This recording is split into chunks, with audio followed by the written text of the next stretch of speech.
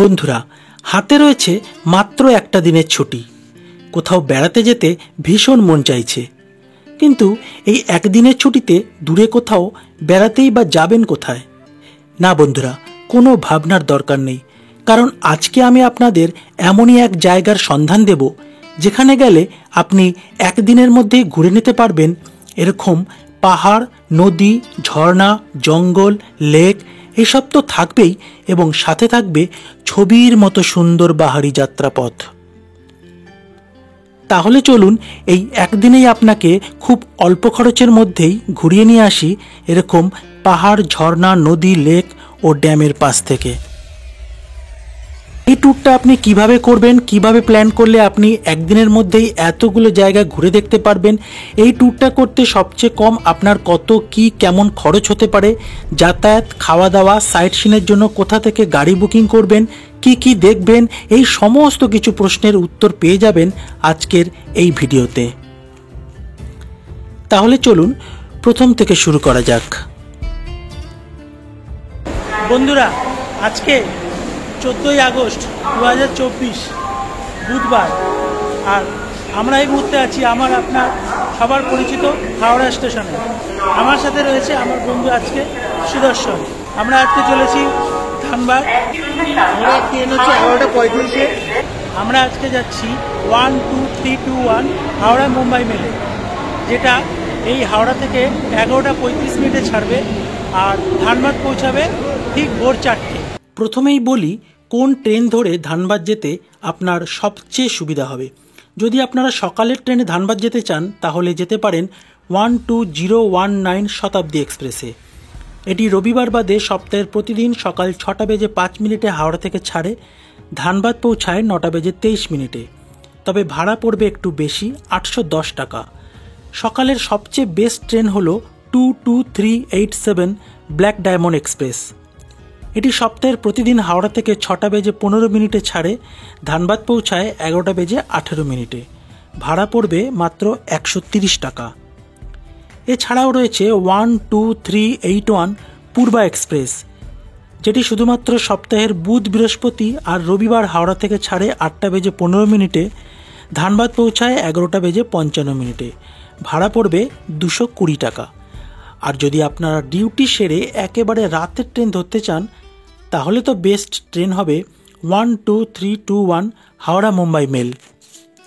এটি প্রতিদিন রাত 11:35 হাওড়া থেকে ছাড়ে, ভোর 4টে ধানবাদে পৌঁছায়। এর ভাড়া পড়বে 220 টাকা। আমরাও এই ট্রেনেই সফর করছিলাম। বাড়ি থেকে বিরিয়ানি পাঠিয়ে দিয়েছে, আমাদের জন্য আনলিমিটেড বিরিয়ানি। দাদা বৌদি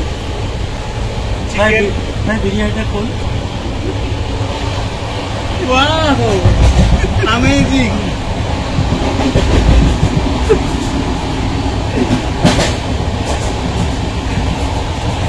মাটনটা খোল। এটা চিকেন, এটা মটন।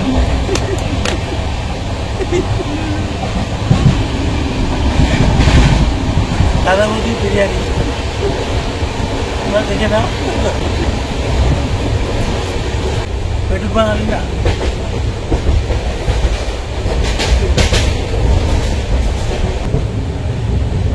বিরিয়ানির সাথে কোল্ড ড্রিঙ্কস আছে আমাদের।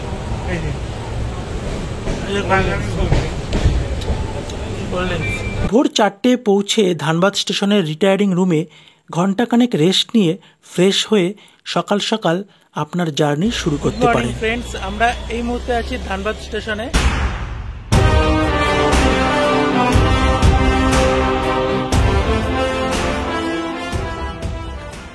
আমরা এখন পৌঁছে গেছি ধানবাদ স্টেশনে। স্টেশনের বাইরেই রয়েছে প্রচুর গাড়ি, অটো, টোটো, 4 হুইলার সব কিছু। এখান থেকেই আপনার সামর্থ্য অনুযায়ী সারাদিন ভ্রমণের জন্য একটি গাড়ি বুক করে নিতে হবে।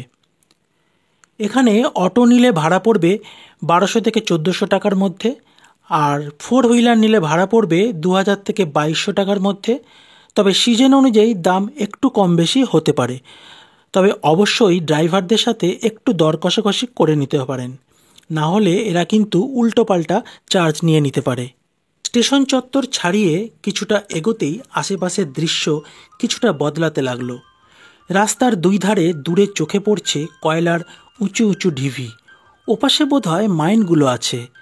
ওখানেই একটা জায়গায় কয়লার স্তূপ দেখে আমরা নেমে পড়লাম। হাতে নিয়ে দেখলাম এর অস্তিত্ব। আকাশে বাতাসে এক ঘন ধোঁয়াটে ভাব। এই কোল মাইন্সের বিষাক্ত ধোঁয়ার মধ্য দিয়েই আমরা আবার এগিয়ে চললাম। পৌঁছালাম আমাদের আজকের প্রথম গন্তব্য ভাটিন্ডা ওয়াটারফলসের সামনে। এর অপর নাম হলো বিনোদ বিহারী মাহাতো পার্ক। এখানে টাইমিংটা হলো সকাল 9:30 থেকে বিকেল 5:30 পর্যন্ত। নো এন্ট্রি ফিস, অনলি গাড়ি পার্কিংয়ের জন্য লাগলো 50 টাকা। বন্ধুরা, আমরা এখন জাস্ট পৌঁছে গেছি ভাটিন্ডা ওয়াটারফলসের সামনে। ধানবাদ স্টেশন থেকে ভাটিন্ডা ওয়াটারফলসের দূরত্ব 16 থেকে 17 কিলোমিটার হবে, আর আমাদের সময় লাগলো ওই 1 ঘন্টার মতো। কিছুটা এগিয়েই সামনে যা দেখলাম তাতে তো আমি বাকরুদ্ধ। সুবিস্তৃত ভাটিন্ডা জলপ্রপাত যেন তার সমস্ত সৌন্দর্য কলতান নিয়ে আহ্বান করছে আমাকে। পাথরের রাস্তাটা যেন সেই সৌন্দর্যেরই একটি অঙ্গ। এতটা সহজে কলকাতার এতটা কাছে এই জলপ্রপাত সত্যি ভাবাই যায় না। এ যেন মূলত শিল্প বাণিজ্য ভিত্তিক এই শহরের সুন্দর এক প্রাকৃতিক ঐশ্বর্য। এগিয়ে গেলাম আরও কাছাকাছি। 3 টায়ার ওয়াটারফলস বলা হয় এই স্বল্প পরিচিত ভাটিন্ডাকে, অর্থাৎ 3টি ধাপের মাধ্যমে উপর থেকে জল নেমে চলেছে সমতলের দিকে। উচ্চতা কম, কিন্তু চওড়া অনেকটা।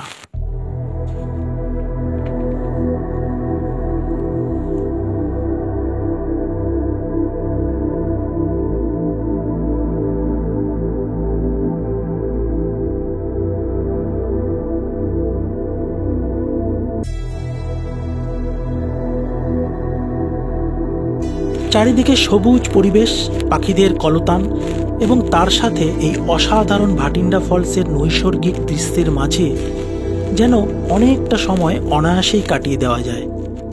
ছেড়ে আসতে একদমই ইচ্ছে করছিল না এই সৌন্দর্য, তাই মন প্রাণ ভরে বিভিন্ন অ্যাঙ্গেল থেকে ক্যামেরাবন্দি করে নিলাম এই ভাটিন্ডাকে।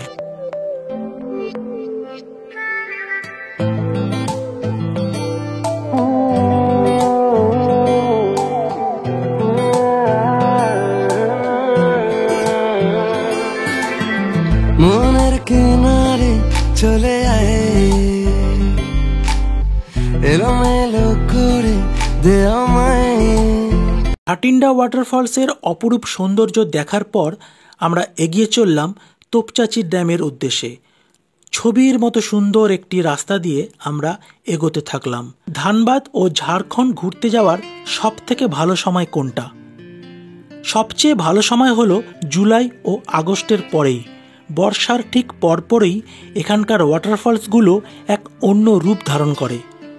তাই জুলাই আগস্ট থেকে প্রায় জানুয়ারি পর্যন্ত হলো উপযুক্ত সময়। এই সময়ে এখানে আসলে আপনি ভালো রকম ওয়াটারফলস দেখতে পাবেন। ভাটিন্ডা ওয়াটারফলস থেকে তোপচাঁচির দূরত্ব প্রায় 40 কিলোমিটার। আমাদের সময় লাগলো 1 ঘন্টা। নো এন্ট্রি ফিস, অনলি গাড়ি পার্কিংয়ের জন্য আমাদের থেকে 100 টাকা নিয়েছিল। এখানে বাইক বা স্কুটি নিয়ে আসলে লাগবে মাত্র 50 টাকা। বাস বা মিনি বাস নিয়ে আসলে ভাড়া পড়বে 200 টাকা। এছাড়াও যারা পিকনিক বা শুটিং পারপাসে আসবেন সেক্ষেত্রে ভাড়া পড়বে 2000 টাকা। বড় বড় গাছের ছায়া ঢাকা পথ ধরে আমরা এগোতে থাকলাম। অবশেষে আমরা পৌঁছালাম তোপচাঁচি লেকের একেবারে সামনে। ধানবাদ জেলার তন্ডি এলাকায় বৃত্তাকার সবুজে পাহাড়ে ঘেরা এই কৃত্রিম জলাধারটির নাম হলো তোপচাঁচি লেক। চারিদিকে সবুজ পাহাড় আর প্রাচীন গাছপালায় ঘেরা এই লেক গমগমে শহরের পাশে এক ছমছমে সুন্দর জায়গা। ভারতের ব্রিটিশ রাজত্বকালে 1924 সালে কৃত্রিম উপায়ে এই লেকটি খনন করা হয়। এই ধানবাদ শহরতলির বেশিরভাগ জায়গাতেই এই জলাধার থেকেই জল সরবরাহ করা হয়। এই লেকের ধারেই রয়েছে পরেশনাথ পাহাড়, যার প্রতিচ্ছবি পড়েছে এই লেকের জলে। অপূর্ব সুন্দর লাগছে জায়গাটা। একদিকে জঙ্গল আর একদিকে লেক, মাঝখান দিয়ে আমরা হেঁটে চলেছি। এই লেকের সামনেই রয়েছে বজরংবলীর একটি সুন্দর মন্দির। চারিদিকে সবুজ পাহাড়ের শ্রেণী, জঙ্গল এই লেকটিকে যেন সৌন্দর্যের একটা অন্য মাত্রা এনে দিয়েছে। অবশ্য শীতকালে এই তোপচাঁচি ধানবাদ তথা সমগ্র ঝাড়খণ্ডবাসীর কাছে এক অন্যতম প্রিয় পিকনিক স্পট। আর হ্যাঁ, এই সেই তোপচাঁচি লেক যেখানে হারানো সুরের মতো বেশ কয়েকটি বাংলা সিনেমার শুটিংও করা হয়েছিল। মজার ব্যাপার হলো, ঠিক এই দৃশ্যের মতোই লেকের পাশেই আমরা দেখেছিলাম কয়েকশো প্রজাপতির উড়ে বেড়ানো। যদি আপনারা ধানবাদ বেড়াতে আসেন তাহলে এই তোপচাঁচি লেকটা একবার ঘুরে যাবেন। কথা দিচ্ছি ভীষণ ভালো লাগবে। শান্ত নিরিবিলি পরিবেশে একাত্ম হয়ে উপভোগ করতে পারবেন এই তোপচাঁচি লেকের অপরূপ সৌন্দর্য। আমার মন তোর পাড়ায় এসেছে তোরি আশকারা, আমার মন তোর পাড়ায় এসেছে তোরি আশকারা।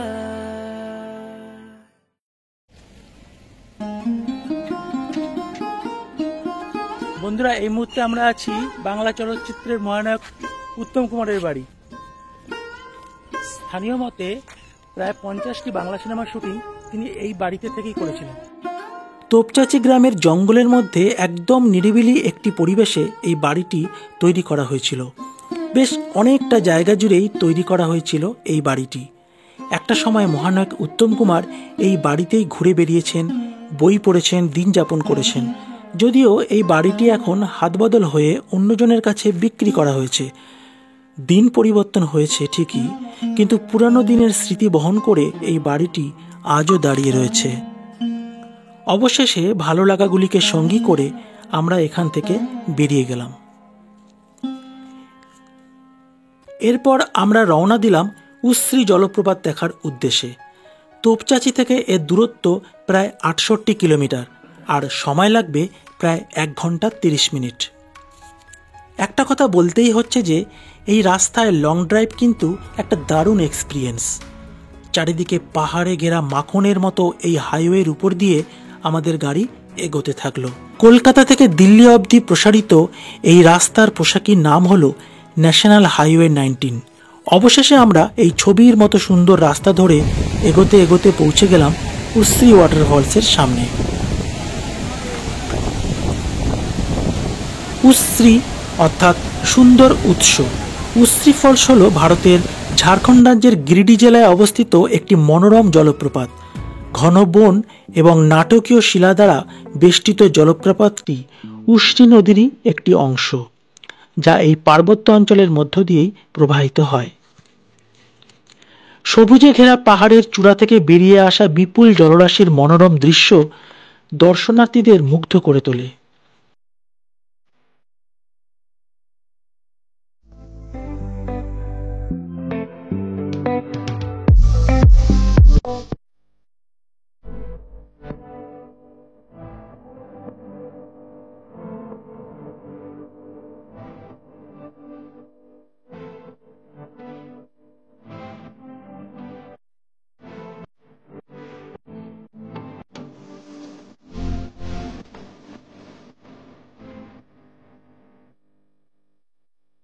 আজ 15ই আগস্ট আমাদের স্বাধীনতা দিবস। প্রায় দীর্ঘ 200 বছর ধরে ব্রিটিশদের শাসনের পর 1947 সালের 15ই আগস্ট ভারত স্বাধীনতা অর্জন করে। আর এই স্বাধীনতার জন্য দেশের যে সমস্ত মহান বিপ্লবীরা তাদের অদম্য দৃঢ়তা এবং সাহসিকতার সঙ্গে নিজেদের প্রাণ উৎসর্গ করেছেন, সেই সমস্ত মহান বিপ্লবীদের চরণে শতকোটি প্রণাম এবং শ্রদ্ধা জানাই। উশ্রী ওয়াটারফলস দেখে ধানবাদ স্টেশনে ফেরার সময় আমরা একটা ধাবা থেকে আজকের লাঞ্চটা সেরে নিলাম। আমরা আজকে ভেজ থালি অর্ডার করেছিলাম, খরচ পড়েছিল পার প্লেট 50 টাকা। হাতে কিছুটা সময় থাকার জন্য আমরা লাঞ্চ সেরে এখানেই কিছুটা রেস্ট নিয়ে তারপর ধানবাদ স্টেশনের দিকে রওনা দিলাম। ধানবাদে এসে যদি আপনারা 1 বা 2 দিন থাকতে চান, তাদের জন্য বলবো স্টেশনের কাছাকাছি বেশ কিছু হোটেল রয়েছে, যেগুলির বাজেটও খুবই কম। আপনাদের সুবিধার্থে আমি এখানে স্টেশন সংলগ্ন কয়েকটি হোটেলের নাম ও ফোন নাম্বার দিয়ে রাখলাম। এই গাড়িতে করেই আমরা আমাদের পুরো ট্যুরটা কমপ্লিট করেছিলাম, এমনকি গাড়ির মধ্যে পুরোটা সময় এসি অন করা ছিল। আর আমরা এই সারাদিনটা যে গাড়িতে করে ঘুরলাম তার সাথে একটু পরিচয় করিয়ে দেবো। আচ্ছা ভাইয়া, ফোন নাম্বারটা বলে দাও। 7004 7004 625 625 198। 198। তো এই রাজা ভাইয়া আমাদের ঘুরিয়েছে, খুবই ভালো ঘুরিয়েছে। তোমরা যদি আসতে চাও এই রাজাদের সাথে কন্ট্যাক্ট করে আসতে পারো। খুবই ভালোভাবে, খুবই সময় নিয়ে আমাদের ঘুরিয়েছে। Thank you. এবার বলি এই কার বুকিং করতে আমাদের কত খরচ পড়েছিল। ড্রাই কারের জন্য 800 টাকা আর পার কিলোমিটার 10 টাকা করে মোট 2250 টাকা খরচ পড়েছিল। আমরা দুজন ছিলাম। যদি আপনারা 4 জন একসাথে ট্রাভেল করেন সেক্ষেত্রে পার হেড প্রায় 560 টাকা করে খরচ পড়বে। এবার ধানবাদকে বিদায় জানিয়ে আমরা স্টেশনের ভিতরে এগোতে লাগলাম। আমরা ধানবাদ স্টেশনে পৌঁছেও গেছি, প্ল্যাটফর্ম নাম্বারও দিয়ে দিয়েছে। আমাদের ট্রেনও প্ল্যাটফর্মে এসে গেছে। আমরা আজকে ফিরছি 11447 শক্তিপুঞ্জ এক্সপ্রেসে, যেটা ধানবাদ স্টেশন থেকে 5:50 ছাড়বে আর 10:45 হাওড়ায় পৌঁছাবে। ট্রেন ভাড়া লেগেছিল 190 টাকা। আমাদের আজকের ভিডিওটা কেমন লাগলো অবশ্যই কমেন্টস করে জানিও। ভিডিও ভালো লাগলে অবশ্যই লাইক, কমেন্ট, শেয়ার করে দিও। আর আমার চ্যানেলে নতুন হলে অবশ্যই আমার চ্যানেলটি সাবস্ক্রাইব করে আমার পাশে থেকো। তোমাদের সাথে আবার দেখা হবে নতুন কোনো ভিডিওতে, আবার নতুন কোনো ভ্রমণ কাহিনী নিয়ে। ধন্যবাদ। তাপু, তোমার আজকে ঘোরা কেমন লাগলো বলো? দারুণ, খুব ভালো লাগলো, আবার আসতে ইচ্ছা করছে। কি কি দেখলে তোমরা আজকে? আমরা ফার্স্ট গেলাম ভাটিন্ডা ওয়াটারফলস, তারপর তোপচাচি লেক, তারপর উসরুসি ওয়াটারফলস, উসরুসি না, উসরি ওয়াটারফলস, উসরি ওয়াটারফলস করে আসলাম। খুব ভালো লাগলো। খাওয়া দাওয়া কিছু করেছো নাকি খালি পেটেই? না না, খাওয়া দাওয়া করেছি, খাওয়া দাওয়া খেয়েছি হোটেলে, একটা ধাবায় খেয়েছি। আচ্ছা, এসে আজকে কি দিন জানেন তো? হ্যাঁ, আজকে স্বাধীনতা দিবস। হ্যাঁ, ঠিক আছে, স্বাধীনতা দিবসে ঘোরাটা তাহলে ভালোই হয়েছে। হ্যাঁ, একদম। পতাকা তুলেছো? হ্যাঁ। আচ্ছা, ঠিক আছে। আবার আসা হবে নাকি এরকম ঘুরতে? আবার আসা হবে। সবচেয়ে কোন জায়গাটা বেস্ট লেগেছে? আমার সব থেকে বেস্ট উসরি ওয়াটারফলস। হ্যাঁ, যেটা উচ্চারণ করতেই পারছো না সেটাই বেস্ট লেগেছে। ঠিক আছে, ওকে, খুবই ভালো লাগলো। আমাদের ট্রেনের টাইমও হয়ে গেছে, এবার এক্ষুনি ঢুকবে ট্রেন। ঠিক আছে, তাহলে আমরা আবার নেক্সট ট্যুরের জন্য প্রস্তুত নিচ্ছি। হ্যাঁ, ওকে, আমাদের নেক্সট ট্যুর জানে কে কোথায়?